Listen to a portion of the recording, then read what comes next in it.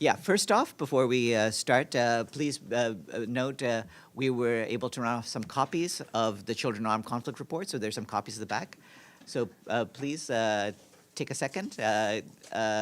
You can have the copies and start looking over them, and then Virginia Gamba will talk to you, and we can take some questions. But first, please. We had wanted, I mean, this is meant to go online, this report, but for whatever reason, there seems to have been a little bit of a glitch, and it wasn't posted promptly this morning as we had expected. It should be posted sometime, so you'll also be able to see it on the website fairly soon. Having said that, good morning, everyone. We're very pleased to have with us today the Secretary General's Special Representative on Children in Armed Conflict, Virginia Gamba, whom you know well. And it's the time of year when you know why she is here to talk to you. The report on children in armed conflict has been published as a document today. There are some copies available, so you can have a look at it. And Ms. Gamba will now talk to you about some of the main points of this year's report, and then she'll take your questions. Ms. Gamba, over to you. Which one do I? This one. Okay, it's late. Yeah, thank you so much. And apologies again, we did have a glitch. The intention was to have it up at 8, so you would have time to read it before this meeting. So I really apologize. My people are in the back. If you would like afterwards for them to give you the email, and then you can send questions once you have time to read the report, they'll be happy to transmit them to me, because it's unfair on you. Yeah. Okay. Thank you. So let me start by some of the highlights of the report. As you know, the report covers the year 2022. Just for you to know, the open debate under the presidency of the United Kingdom will occur on the 5th of July in the Chamber of the Security Council. I think while the past month have shown escalation with existing conflicts, as you all know, this report only covers the reporting period, which is from January to December 2022. As always, any subsequent events will be reported next year. There is one caveat for you to know. The report does cover, mostly in the development and concern sections, any mention of any engagement that with the parties to conflict that was commenced in 2022, and the status of that engagement goes all the way, let's say, even to May. And that's just to keep track on the engagements in that section. In 2022, children continued to be disproportionately affected by armed conflict. We had 27,180 grave violations against 18,890 children. About 2/3 of them boys, 1/3 girls, a little bit more than 1/3 girls. We covered 24 situations and one regional monitoring agreement, the Lake Chad Basin, as had been agreed 2 years ago. The lack of respect for international humanitarian law and human rights law had a devastating impact on the protection of children in armed conflict, which resulted in a dire year for children living in situations affected by armed conflict. Therefore, over 18,890 children have been affected at least by one of the 4 individual violations. You know, we have a mix, 4 individual violations, 2 collective violations. The individual ones are recruitment and use, killing and maiming, rape, and other forms of sexual violence and abduction. We are also able to say that at least 2,330 of these children were victims of 2 or more of the 6 grave violations. This is tragic, yet crucial information to have, as this confirms that grave violations are often interlinked. For example, a boy may be abducted and then recruited to fight and end up maimed or killed on the front line. A girl may be recruited to be used, then is raped, and end up killed in an attack on the camp where she is being held. This reinforces the importance to work on the prevention of grave violations and the provision of holistic reintegration support for all children affected by conflict. When we add the number of incidents of attacks on schools and hospitals and the denial of humanitarian access, which are the two collective grave violations against children, the number of grave violations reaches more than 27,000. Again, this is only verified information. I want to remind that these numbers are based on the Monitoring Reporting Mechanism Verification Standard, which is proper to the Children and Armed Conflict mandate and differs from others such as human rights monitoring. Countries that recorded the highest numbers of grave violations in 2022 were the Democratic Republic of the Congo, Israel and the State of Palestine, Somalia, Ukraine, and Syria, while the countries that faced the worst deterioration were Myanmar, South Sudan, and Burkina Faso. The most prevalent violation in 2022 was killing and maiming, with more than 8,600 children killed or maimed. This was followed by recruitment and use of children with more than 7,600, and abduction with more than 3,900. The sharpest increase of the year is on attacks on schools and hospitals, showing a 112% increase from previous years, a staggering 1,846 schools and hospitals were attacked. Rape and other forms of sexual violence registered 1,166 verified violations, but we know this is vastly underreported. Despite not being a listable violation, the denial of humanitarian access remained very high, with 3,931 incidents verified by the United Nations. One wonders if this was a listable violation, whether this would be a lower figure. Although not a grave violation, the widespread military use of schools by both armed forces and armed groups during 2022 is again a very worrisome trend. Schools and hospitals should remain zones of peace. When they are not, they can become targets during fighting between parties to conflict, and children become part of this tragedy. Furthermore, the number of children detained remained high this year again, but decreased in compared to previous years, with 2,496 children deprived of liberty for alleged association with parties to conflict. I would like to remind that the detention of children should only be used as a last resort and for the shortest period. Alternatives to detention should be actively sought and reintegration support provided. Children should not be doubly punished by conflict. What are the changes to the report this year?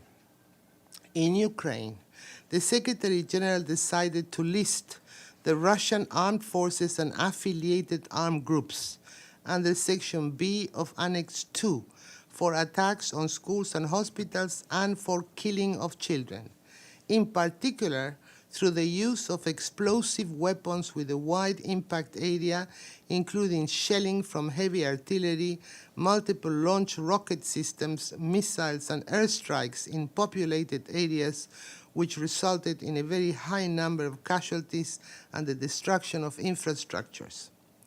The Russian Federation and affiliated armed groups have been listed under Section B of Annex 2 in consideration of the ongoing engagement they had with me since last year and also following my visit to Russia in May. I am committed to continue this engagement to make sure that measures identified to end and prevent children from grave violations are being implemented. And I note that decreases in these two violations have already started to occur as soon as my engagement commenced in August 2022 to date. The Secretary General decided to also warn the Ukrainian armed forces in Section 5, owing to the high number of children killed and maimed and of attacks on schools and hospitals attributed to them.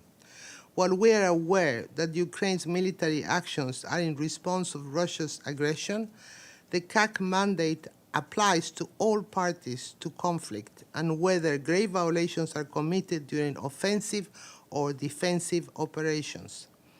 The warning serves to remind Ukraine of the importance to uphold international humanitarian law and international human rights law going forward. The Secretary General will remain attentive to the way Ukrainian forces respond to his request, but I commend already the progress made by the Ukrainian government in taking further steps in protecting children as soon as my engagement with them began last year. In Israel and the State of Palestine, the Secretary General did not list any parties to the conflict. Last year, in his annual report, the Secretary General stated explicitly that, and I quote, should substantial airstrikes and rockets resulting from the May 2021 escalation of hostilities repeat itself in 2022, parties to the conflict should be listed. End of quote. The Secretary General also called on parties to the conflict to engage with me to identify practical measures to protect children and end grave violations. Following my visit to Israel and the State of Palestine, of course, Gaza and Ramallah and Jerusalem and Tel Aviv, engagement took place with all parties, including through an exchange of letters, the appointment of focal points by all parties, and the identification of practical measures, including those proposed by the United Nations to end and prevent grave violations against children. We also noted an important decrease in airstrikes by Israeli forces from 598 airstrikes in 2021 to 52 in 2022. The whole purpose of the CAAC mandate as given by the Security Council is to engage with parties to create a change in the behavior of parties and strengthen the protection of children. Nonetheless, I am concerned by the continuing high level of grave violations against children, particularly the increasing level of violence in the occupied West Bank, including in East Jerusalem in 2023. Therefore, I will continue my engagement with the parties in order to make sure that the identified measures to end and prevent violations against children are being implemented. Additionally, the Secretary General decided to list the Islamic State in the Greater Sahara under Section A of Annex 2 for the killing and maiming of children in Burkina Faso. In the Democratic Republic of the Congo, the Mouvement du 23 Mars has been listed under Section A of Annex 1 for killing and maiming, rape, and other forms of sexual violence, attacks on schools and hospitals, and abduction. This is the group that recently has also raided the school in Uganda. Mai Zaire has been listed under Section A of Annex 1 for the killing and maiming of children. Twigwanejo has been listed under Section A of Annex 1 for recruitment and use of children. Some parties previously listed had additional violations added to their listings. In Burkina Faso, because of an increase of attacks on schools and hospitals, Yama Nusrat ul Islam wal Muslimin has been listed under Section A of Annex 2 for this violation. In the Democratic Republic of the Congo, the Allied Democratic Forces have been listed under Section A of Annex 1 for rape and other forms of sexual violence. The Coopérative pour le Développement du Congo, CODECO, has been listed under Section A of Annex 1 for the abduction of children. In Myanmar, the Myanmar Armed Forces have been listed under Section A of Annex 1 for attacks on schools and hospitals and abduction, following an increase in these violations. Therefore, today they sit with 5 violations under their name.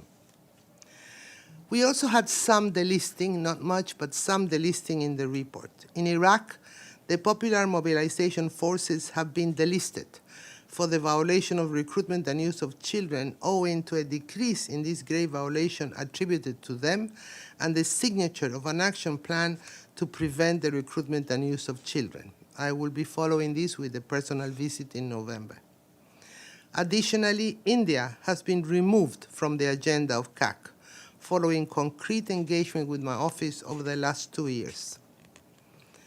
In Yemen, the security belt forces were moved from Annex 1A to Annex B in recognition for their willingness to sign the existing action plan with the Yemen Armed Forces, and because they are embedded in the Yemen Armed Forces, today figure as state forces and not non-state actors. Finally, I want to highlight that the Secretary General has taken the decision to include 2 new situations of concern in the CAAC agenda. These are Haiti and Niger. To summarize, despite some progress, children have continued to suffer the consequences of man-made conflict in 2022. But this is not a time to give up. We need to redouble efforts and ensure that we have the resources and support to continue to monitor and report grave violations, provide capacity building, and pursue accountability and prevent all grave violations against children. Because of the word count, our report contains, unfortunately, very limited examples of the suffering of children. We have published today, there are some copies in the back, at the same time as the report, a summary document which includes additional information such as comparisons, information on gender, and individual stories for each grave violations, as well as a useful map for you to have. It is an invitation to look beyond the numbers, and I invite you to have a look at it. Finally, I would like to remind us all that military operations set in motion due to rebellions, offensives, and counteroffensives have led to an increased use of explosive weapons, including with wide impact in populated areas, which resulted in an outrageous number of children being killed and maimed, and a striking increase of schools and hospitals being damaged, denying children education and access to health services. I remind that all parties to conflict are bound by the principles of impartiality, proportionality, distinction, and humanity as per international humanitarian law, and should be at the heart of all military planning and action. Civilian populations, and particularly children, are paying the price of armed conflict. We need to reconsider the value of peace for the sake of our children. Thank you, and I am ready to take some questions. And before we proceed, I also want to let you know that the good news is that the document is now online, so you can access it off the UN website. I'll turn it over to questions. Yes, James. On behalf of the UN Correspondents Association, thank you for doing this. James Bays, Al Jazeera. So I want to press you a bit on why Israel is not listed. You read that quote from last. Could you just read that again, that one line that you read from last year's report?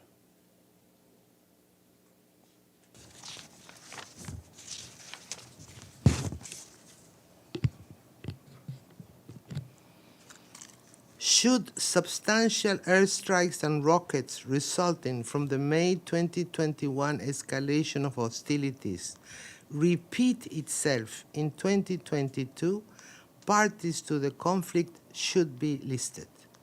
So I don't understand why Israel is not listed.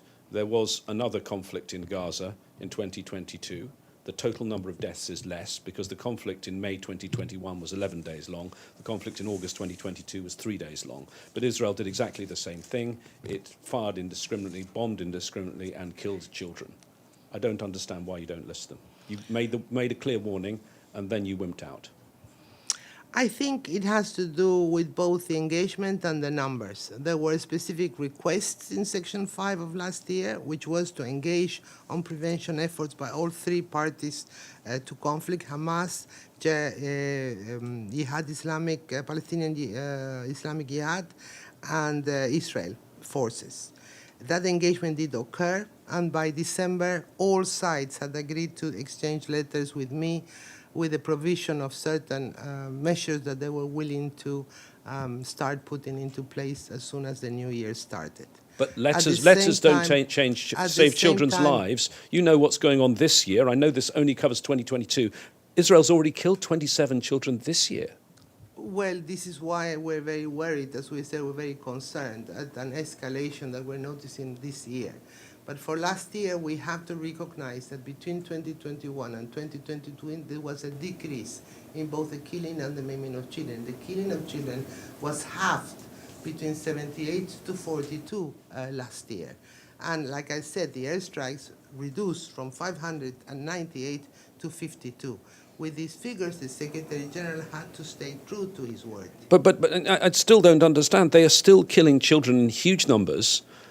Really, dreadful the figures are. Just because the figures in 2021 were more dreadful because the war lasted slightly longer. And I know your report is only supposed to be for 2022, but you have the benefit of knowing what is coming, and you could have sent a clear warning, a clear signal to Israel that might have saved children's lives by putting them on the list. I think we have to give time for the measures that we have agreed, both sides have agreed to implement this year are put in place. So And we'll give them time, shall we, and just let more children die in the meantime? I don't think that's a very fair comment. I think what is fair is that never before have all three parties agreed to put their signature behind measures to be put in place to reduce and mitigate the results of these violations against children. So I think we'll just have to wait and see. Joe? Yeah, Joseph Klein, Canada Free Press.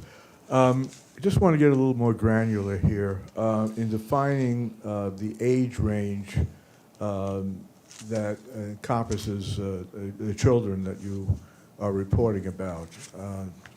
Because, again, in your discussion about Israel and the Palestinians and the West Bank, you seem to lump all children together killed and maimed by Israeli forces during law enforcement operations by the use of live ammunition without acknowledging that there have been substantial reports of Palestinian militants going down to the ages of as young as 13 who were engaged in the violence, shooting, stabbing, and so forth. So they were not innocent bystanders.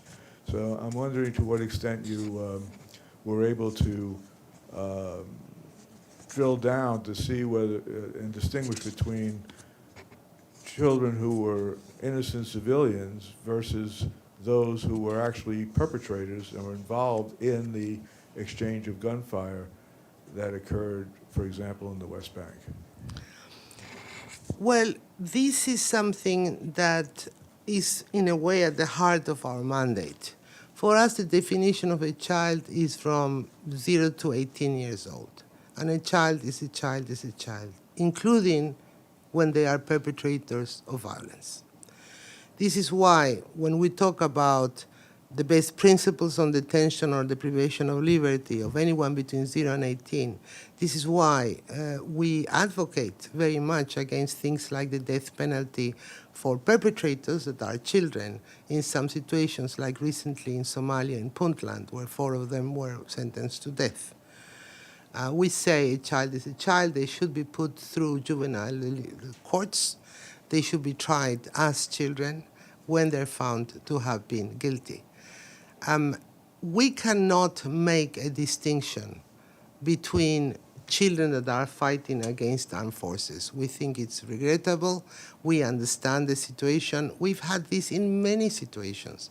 We've had this in Yemen because we've had this very much in Afghanistan as well, where the Taliban were known for large numbers of recruitment and use of under 18-year-olds. So for us, a child is a child is a child. A violation will be recorded, even if it's the killing, maiming, or detention of a child that is found guilty of some type of violence or perpetration of an act.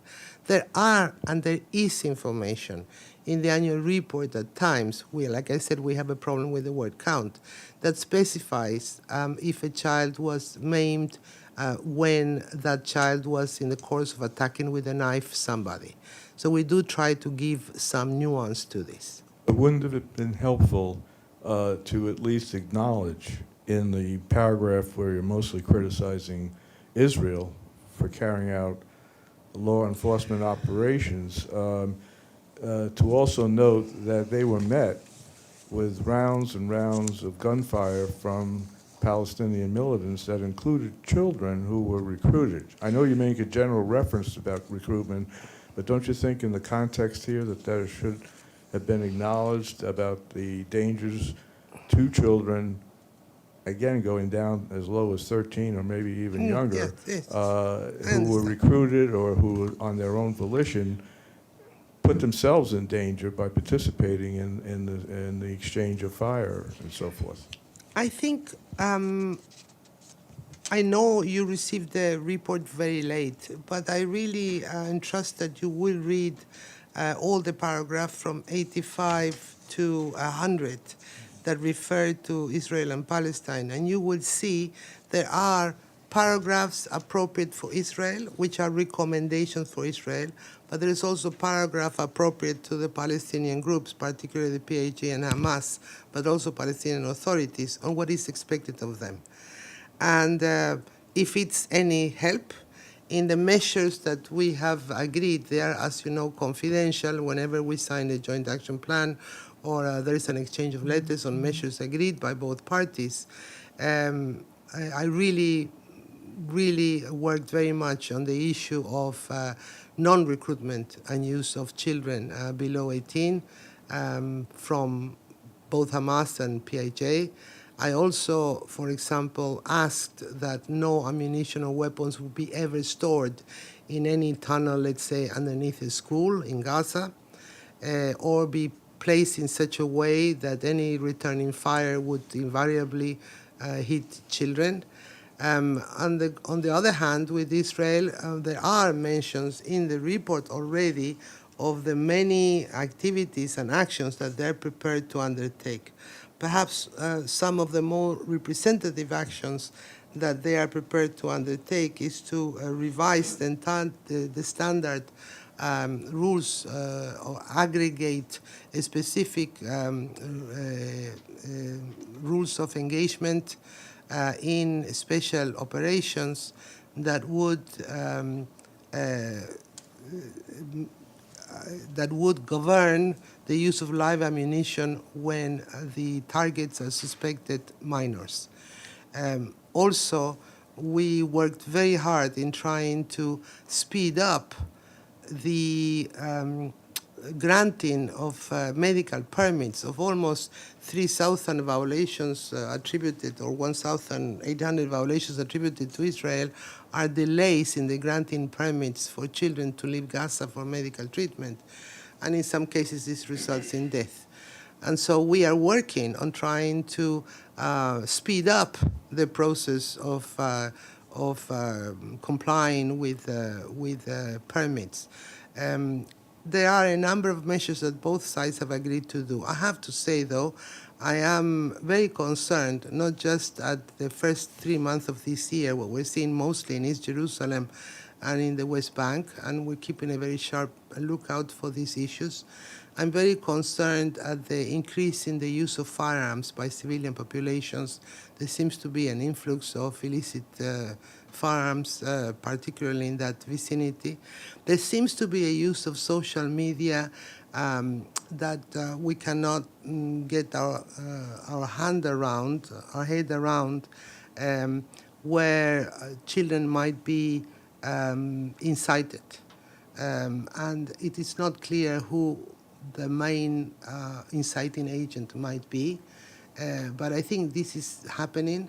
At the same time, there is a very big increase in killing and maiming attributed to the Palestinian Islamic Jihad, and it's mostly through their redoubling airstrikes, sending rockets out, and these falling short and falling in Palestinian territory in Gaza, and as a result, maiming some children. We are discussing all of these issues, and we will continue to do so. But I think it might be of interest to everybody that where I am personally interested this year is to look at the emergence of new armed groups in this situation. We're trying to keep a very close tab on settlers, and we're trying to keep a very close tab on any other armed group that might be appearing or showing, particularly in the West Bank. Hopefully by the end of the year we'll have more clarity, but we're determined that the measures that have been agreed to be put in place by all three parties be done. You will notice in this annual report that the Secretary General has taken a decision which sits under the section of Israel and Palestine under the developments and concerns. And he has says in paragraph 96, I request that my special representative coordinate with the United Nations the strengthening and broadening of that working group to cover Israel and the occupied Palestinian territory. So one of the problems we have with monitoring reporting is the weaknesses of the monitoring reporting working groups. And in this case, the Secretary General took a decision to order its strengthening, which I will start doing now that the report is public. Thank you. Abdulhamid? Thank you, Madam Gamba. This is Abdulhamid Sayam from the Arabic daily Al-Quds Al-Arabi.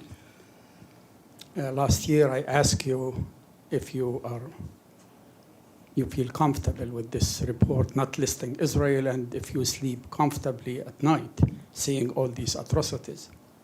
Now the situation is worse, okay, as you know. The five major countries who abuse the rights of the children are as follows. First, Palestine and Israel with a 3,133. Second, Somalia. Third, Syria. Fourth, Ukraine. And fifth, Afghanistan. So Israel and Palestine is number one as far as I just skimmed through the report. So that means the most the country that violates the rights of the children and in all categories, as you listed, is Israel. And yet it's not listed. Not even the settlers there are two groups who are listed as terrorist groups. The Guards of the Hills and the Revenge group who are launching all these attacks on Palestinian civilians. Now, how can you explain that? And the second, how could you praise a country that cut down on its air raids from 500 down to 52 when its air attacks should not be used at all for civilians under occupation for 56 years? These are civilians. They don't have air force. And yet you're praising them and you're using as a category for not listing Israel. This is unbelievable. I want you to give me a lengthy answer, the way you did just before, about how can you justify not listing Israel and these settlers in your report. Thank you. Very well, thank you very much. I remember well the questions you posed last year, of course, and this year we are back on the same type of questions. I think I'm not going to repeat what I have just said, but I do want to say one thing that is of interest. The figures that you just read, talking about the totality of violations, include about 1/3 or 1/4 of that. I had put it in a piece of paper, and I cannot find the little piece of paper here. I would say the largest number within that large number is denial of humanitarian assistance. Denial of humanitarian assistance is a non-listable violation. This is why I said at the very beginning in my statement that my personal opinion is that denial of humanitarian assistance should be a listable violation, because we're seeing an increase of that in all 24 situations. And I believe this happens because there is no deterrence against those that deny humanitarian assistance, whether it be in Somalia, in Yemen, or in Israel. And if you consider that is not a listable violation, then it does not become the number one in your list. So I would dispute that Israel-Palestine is the number one on your list on that basis. But I think nothing that I tell you will make you feel better about the fact that Israel is not listed. I think on the settlers, I informed just now that we are monitoring now very seriously. As of January this year, we're seeing an increase in, like I said, I think we're about to see different armed groups appear and have a personality. And so we're keeping a very close look at that. I'm also hoping that through the strengthening of the working group on monitoring and reporting in Palestine and Israel, we will be able to have stronger figures verified at the end of the year. Thank you very much. So the settlers' violence last year, 2022, you think worth not mentioning in this report? It was okay, but this year is increasing. That's how I understand what you have just said. Nothing is okay. Nothing is okay. What can be okay about any child suffering as a consequence of protracted conflict of any type? So no, let us keep this in perspective. This is the monitoring reporting mechanism. It follows rules. You know the rules. The Secretary General takes decisions based on figures. The fact remains that last year's figures are less than the year before, and that the parties have agreed to engage. So this is the reason why they're not being listed this year. But there's nothing more I can say to that effect. Okay, we've got a bunch of questions. Gregory? Thank you very much. Gregory Sapornikov of TASS News Agency. A paragraph 341 says a huge number of cases of killing children, and as well as by the attacks on hospitals and schools by Ukrainian forces. At the same time, Secretary General made almost identical calls on Russia and to Ukraine to abide international humanitarian law and to take measures to prevent violations. So at the same time, why the Secretary General not listed the Ukrainian forces to the list of parties who conducted violations affecting children? Thank you very much. Thank you very much. I think that it was a very important decision that he took to issue a warning in Section 5 of the report. This is normally the listing section, and it is really a very serious warning. I think when one looks at the figures of last year, 2022, as attributed to the parties to conflict, there are two things that are interesting. The first one is that the Russian Federation is not cited alone. It's the Russian Federation and affiliated armed groups. They are under the umbrella, and the responsibility and accountability is provided to the state. Therefore, it is the Russian Federation and affiliated armed groups. I think this is something that we could discuss to some level. If we look at the violations that were committed last year as verified, I have the figures with me. For killing and maiming, the totals against the Russian Federation and affiliated armed groups was 658 for the whole year. The totals, again, attributed to the Russian Federation and affiliated armed groups was 480. When you come to Ukraine, the killing and maiming attributed to them for the whole year was 255, about 40% of the amount presented in the first part. And attacks on schools and hospitals, 212, again, 50% less than the ones on the Russian Federation and affiliated armed groups. So I think it represents very much the scale, and the warning is there because it's very close to a situation where Ukraine would have to be listed, and they're being given a warning. Having said that, I think I insist. I started, you have to understand, Ukraine was not a situation of concern until July last year. The reason why the Ukraine became a situation of concern was precisely because of these types of figures.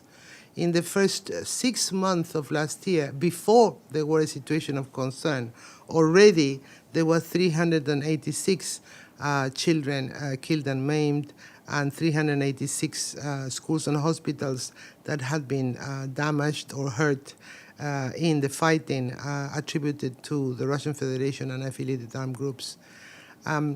By the time we started our engagement, I have to say, both sides immediately answered my call for engagement as early as August last year. Since then, we have both sides been working firmly towards 2 joint action plans. Both of them have now been agreed with both sides. It is right now sitting in the capitals for final signature. But the willingness of both sides to start immediately trying to decrease the number of violations by being more careful on the way that they were engaging in military operations became evident early on. If you look at the quarters 3 and 4 of last year for the attributions against the Russian Federation and affiliated armed groups, you will see a decrease in those last 6 months of the year from 658, from 386 to 272 killed and maimed, and in schools and hospitals from 386 to 94. It's a significant decrease. When we go to the first quarter of this year, the decrease continues. I fully expect that when the joint action plans are signed, this will happen. In the case of Ukraine, the same thing was true. And they had 196 in the first quarter, killed and maimed, against 59 in the second part of the year after we started the engagement, and 159 schools and hospitals in the first 6 months of the year, and then 53 in the second part of the year. So we are seeing that the engagement is beginning to work, and both sides are very careful. But the report does not just cover from the moment there is a situation of concern. It has to cover the whole year. So it is retroactive all the way to January. And with these figures, it was impossible not to list the Russian Federation and affiliated armed groups, whereas it was possible to give a warning to Ukraine that these figures must continue to lower. In fact, both sides must continue to lower, and I am confident that both sides will if they continue the engagement with me. Thank you. Okay. Arun? Thank you. This is Arun Lewis from INS. This is regarding what you said about removing India from the list. Could you please expand on that, the reason for it, and what is kind of interaction? And also, in the last year's report, you had mentioned armed insurgent groups operating there. So how does it work in terms of their operations? Thank you. For the last 2 years, we have been working very closely with India. India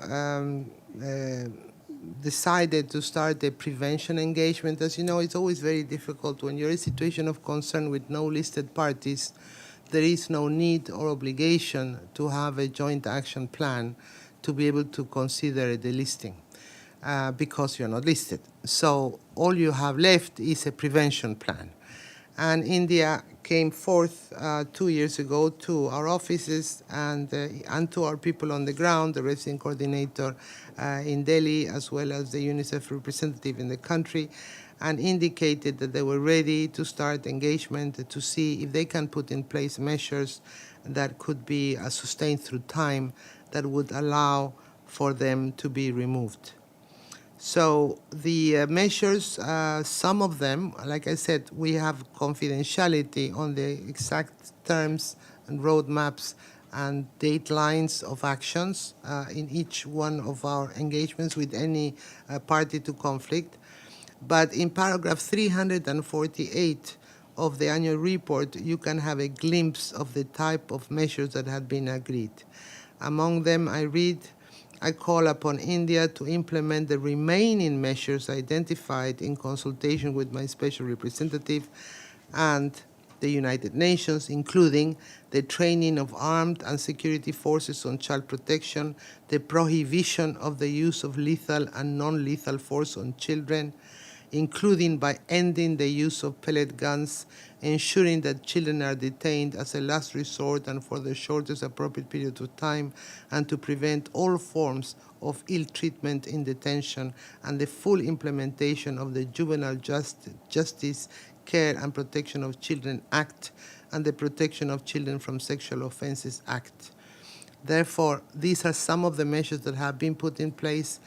We have been working with them very closely on this pattern. And you have to also remember that this is not like a movie. The annual report depicts a moment in time and a decision taken for a number of reasons. Mostly the reasons for decisions have to do with patterns that are escalating patterns or decreasing patterns. Decreasing patterns must be accompanied with commitments that are full in writing and formal about the willingness to put in place measures to better protect children. When these types of formal commitments are put in place, and then there is a pattern of decrease following that against that party, then the Secretary General can take decisions. But if there's something that occurs, let's say this year or next year, that is a peak of violence for whatever reason, then all of these parties and all of these countries can return to the CAAC agenda. It's not a one-off. You have to sustain it. You are always in peril of being called back into the annual report, both in its narrative or to be relisted. It has happened before with parties that had been delisted and were relisted because they had abandoned the obligations that they had agreed upon. So we will wait to see if India can continue the commitments that they have put in place and that we are supporting. Toshi? Thank you, Madam. Toshi Inaba from Kyoto News, Japanese News Warrior. I have a quick question. Is this the first time for Russian armed forces to be listed in the annex of annual reports? It's the first time that any permanent member of the Security Council has been listed. And it is the first time that the Russian Federation is listed. Thank you. Dulcie?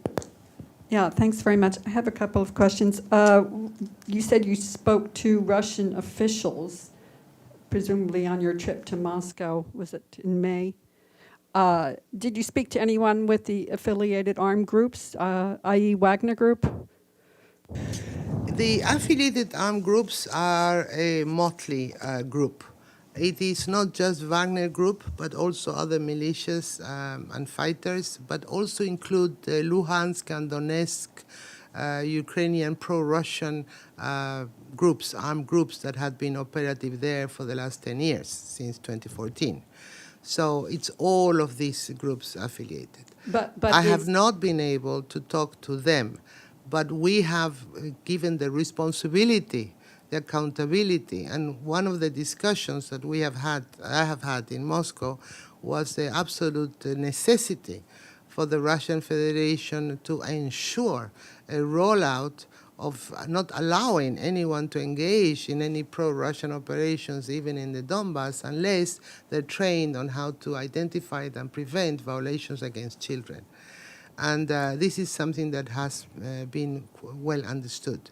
We have offered to roll out this training as needed, and we are ready to go and do this training in place in the Donbass as needed as well. So is that part of the action plan you're waiting for Russian officials to sign?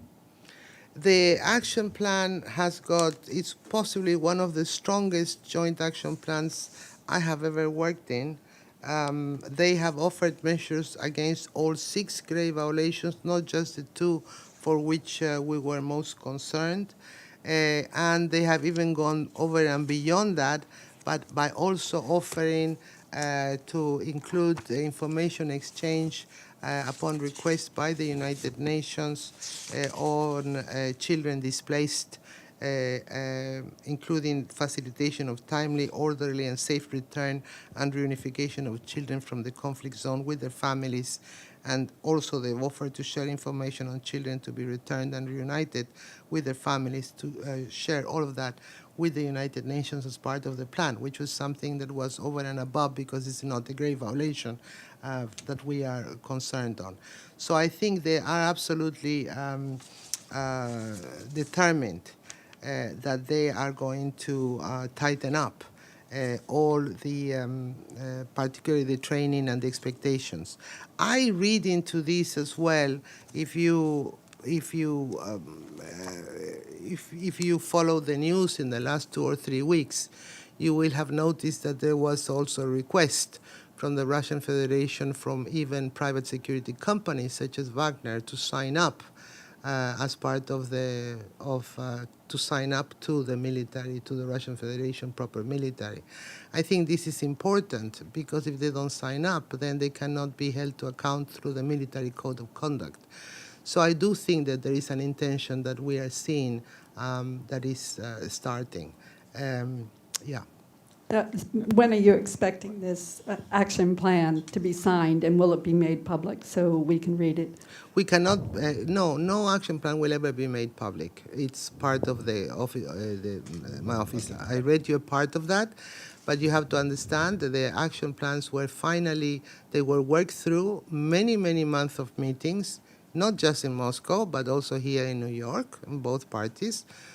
We have now finalized in agreement between each party and the UN what it looks like. So the final draft is ready, and it was sent to capitals for endorsement about 10 days ago. So it's a question of time. Okay, last question, Nizar. Oh, no, sorry. Thank you, Farhan. Regarding the demolition of houses, have you taken that into consideration, the impact of demolition of houses in the West Bank and the demolition of whole villages? How does that impact the children? Is that taken into consideration in your reports? No, it's not taken into consideration in the report. It's not one of the 6 grave violations. So we are bound by the Security Council resolutions on what the violation is and what is not. We cannot define it elsewhere.